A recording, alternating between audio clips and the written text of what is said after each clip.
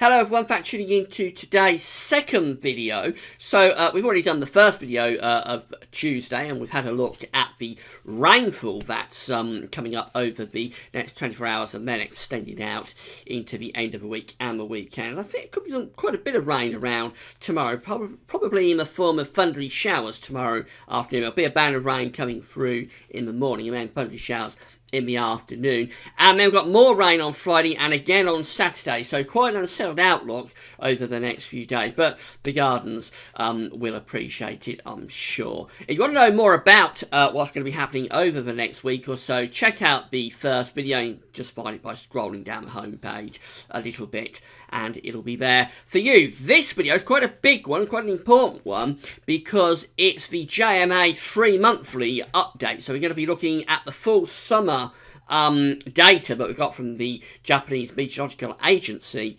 extending through June, July and August for this update. Now, as you know, I do the summer model roundup, the seasonal model roundup videos at the end of the month. I'll be doing the next one and the final one for summer on Sunday, actually, and the JMA will make up part of that, but there's so much information that you can get from the JMA model that I don't have time in those seasonal model roundups where you get around 8, 9, 10 long-range models together and get a consensus what they're all showing. I don't have time really with those updates to have a look at every last bit of information that we can find from the JMA. There's a huge amount of information that you can glean from this model, so I'd like to isolate this one out and do an update just looking at the JMA for the coming 3 months, and that's what we're going to be doing for today's second video. So we're extending through June, July and August with this update. It'll be very interesting to see what kind of summer the JMA is going for us in 2016. Before I get on with that, though, just say about the ads. There's links to articles on all of the pages. Have a browse through widgets and click through the links if there's any articles that you're interested in. Thanks so much for doing that. This video adds to most of the pages. They own up content. When you watch them, it goes back up again. It does help to pay for GazService.com. So it's allowing me to keep the website completely free of charge. We don't have to worry about subscriptions or pay-per-view, anything like that. I can just sit here and talk to you via the website, and we don't have to worry about the revenue side of it, because it's all paid for via the ads. So thanks so much to everybody who's getting involved and doing that. We're going to start off with the 500 millibar heights, looking down from the northern hemisphere, from the top of the pole down into mid-latitudes. Then we'll have a look at the mid-latitude view, and we'll be able to have a look at temperature, precipitation anomalies with that as well. So we're going to start off with the Northern Hemisphere view, looking down from the North Pole for June, the first month of summer 2016. As ever with these charts, blue is extrapolated to low pressure, yellow, orange, red, the more vibrant colours extrapolate to high pressure. So for June, we find that we've got a ridge centred down to the south of the country, extending in from the Azores into towards Spain and Portugal. And otherwise, not a great deal else going on, to be honest. The jet stream's probably coming through the country a bit like that. It doesn't really show an area of below average heights, but I would assume up here around Greenland and Iceland there probably is some sort of area of low pressure. So overall, this isn't too bad really for the first month of the summer. But there'll be a fair amount of dry and warm weather, particularly so for the south, probably less so for the north because you're closer to the jet stream. But overall, I don't think that's too bad a summer month. I expect us to get off to quite a warmish and maybe quite dryish start there, albeit it is an Atlantic flow. It's not a blocked flow with high pressure centred over Scandinavia or the continent. So it's Atlantic based. I don't think it will be tremendously hot, but it's a fairly pleasant opening to the summer. Now we get through to July and it's very similar, but what's happened is that an area of below average heights, that's low pressure, is setting up and intensifying to the north and west of the country around Iceland. The ridge is also shifting further south as well. It is still there to the south of us, but I think it's weaker in July, so it implies a more unsettled month as we go into July. The jet stream's coming south. That trough of low pressure is out to the west and northwest of the country, and the flow is probably going something like that. So it's not a million miles away from what we see in June, but it is a more unsettled month, I think, in July. Consequently, there's probably more rain, and it's probably cooler as well, at least in terms to average. Remember, summer is a rapidly warming season, so July will nearly always be warmer than June, but we're comparing to average, of course. So compared to average, June probably comes out a bit above average, whereas July probably comes out a bit below average. And then we get through to August, and this looks really very poor. Now, this is the final month of the summer, so don't necessarily be too alarmed about this. It's 3 months away, so this is the most unreliable of the charts that we're looking at here. But it does look pretty grim. We've got a trough of low pressure centre more or less over the top of the country and to the east. And then we've got signs of above average heights that's blocking around Greenland and extending up towards the top of the pole. That's never a good sign in summer, because what happens is there's a lot of energy available, of course, in the atmosphere in summer because it's a warm season. So if you've got blocking to the north, you'll nearly always set up a trough underneath it down to the south. And the JMA is setting up that trough, and it's placing it right over the top of the UK. So that would be a very poor August indeed, with the flow going something like that. It's quite an unusual flow, but it would be very cool, I think, compared to average. Remember, compared to June, it may be warmer than the June that we were just looking at, but it's a warming season, of course, to get to the end of August anyway. So compared to average, I think that would be a pretty cool August, and it would be unsettled as well, with showers or longer spells of rain. So the final month of the summer really does look quite grim there. In my interpretation, let's have a look and see whether that's backed up by the JMA itself. So this is the mid-latitude and tropical view. Just looking at the northern hemisphere view, looking from the pole down. This is mid-latitude view. Got the North Pole up here. You can't see it, but the North Pole is up there, and then the South Pole would be down there. Northern hemisphere is here, southern hemisphere is here, and then in between we've got the tropics, and the UK is just up here in the far top right hand corner of the chart as you're looking at it. Now again, we're starting in June, so what we see for June is that we've got this ridge down to the south of the country. The jet stream, it's still there, but it is weaker, and it's probably pushed more towards the north of the country. So you'd expect it to be drier, particularly in the south, and warmer there as well. Let's have a look at the temperatures.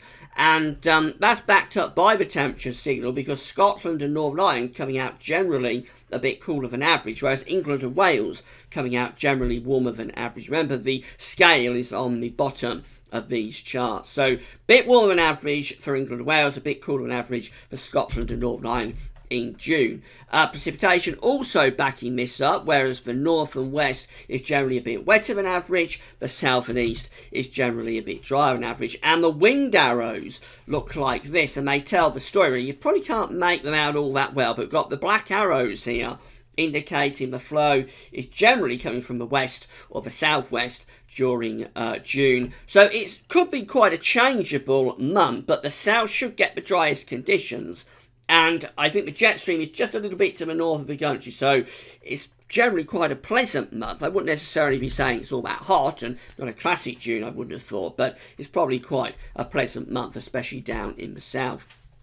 Now we get through to July, and as we've already seen, we get this deterioration taking place in July. The ridge is weakening to the south and the southwest, and the trough is strengthening up to the northwest of the UK, which brings the jet stream south and runs it more or less through the country. So you'd expect this to be a cooler and wetter month compared to average. So temperatures indeed backing this up. Temperature anomalies are coming out below average now across the whole of the country.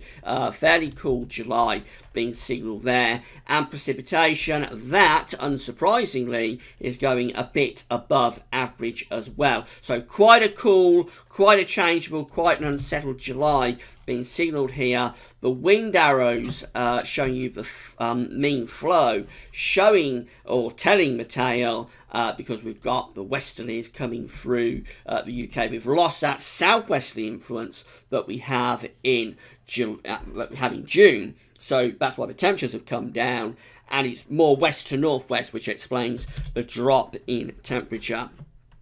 And then we go through to August, and this is the worst of the summer by a long way, I think, because although you can't see it, we know that we've got northern blocking sitting up here around Greenland, and also extending into the pole, and then underneath it we've got this trough of low pressure stuck right over the top of the UK and many central parts of Europe as well, which brings the wind probably more or less from the north. Let's have a look at the temperature anomaly. That's coming out cooler than average. Pretty grim looking signal there for temperatures and precipitation. It's not as wet as July, but it's still generally going above average with the precipitation. So July, August really do look quite poor, and the wind arrows, they tell us what's going on. Again, I suspect you can't really make it out all that well, but the black arrows here are generally coming from the north, generally from a northerly direction. The reason is that we've got all that high pressure stuck over Greenland and extending back into the North Pole, which allows this trough to set up underneath it, and that switches the winds into the north. If that's winter, of course, you get a very wintry pattern from that sort of scenario. In summer, what tends to happen is that the temperatures are just quite cool, but you can generate an awful lot of rain. Although the precipitation anomaly there for August wasn't too bad, you can generate quite a lot of heavy rain in those sort of scenarios, because there's a lot of atmosphere, a lot of energy available to the atmosphere in summer, and that interacts with the cool air that's bleeding out of the North Pole, and it can generate big shower and rainfall events. So, well, it looks a bit of a grim summer from the JMA. June is by far the best of it, with the warmest, driest conditions to average in June. July, it all goes a bit down the pan, and then August does look the worst of it. Luckily, August is the last month, so the reliability is fairly low for the final month of the update. Don't necessarily be all that worried about this, but it's probably in line with what we was looking at in the analogs when we did the analog update on Sunday, and that suggested that when we have the sort of patterns that we've had this year, combined perhaps with a developing La Nina in the Pacific, it suggested that June tends to be the driest month of the summer, probably gets the best of the weather, and then July and August tend to turn more unsettled. And I think the JMA is probably bang on, really, with that sort of pattern evolving for the summer. Now, I say it's all very experimental, it's not to be relied upon, and 3 months away is a very long way out. So if you want a nice August, I'm sure most of you do, don't necessarily be too disheartened or worried about this update. But that's what the JMA is going for. This will make up part of the seasonal model update that we're going to do on Sunday. We'll get around 9 or 10 of these long-range models together. The JMA will make up part of that. We won't have time to look at all of this information that we've looked at today, but it'll make up part of that update, and we'll see whether the other long-range models from all the other global meteorological centres sort of back up this idea, or whether they deviate and do something else. So that'll be on Sunday at Gazovis around 10 AM. If you want to see these charts from the JMA, by the way, all you have to do is go to the links page at Gazovis, and the link is there, going through to the JMA website. So just click links, the link button at the top of the page here, and that'll take you to the links page. And then from there, scroll down. You'll see a section on the links page that says experimental long-range models. Select the JMA link, and that'll take you to the Japanese Meteorological Agency website. The links page has a lot of very useful information. I don't often plug it all that much, but do check it out if you get the chance. There's loads of websites there that are really very useful and interesting. Right, that's it for now. That's update 2 for today done. We've got the third and final update coming up this evening where we'll have a quick look at the late spring bank holiday weekend. That's all for now, and thanks for watching.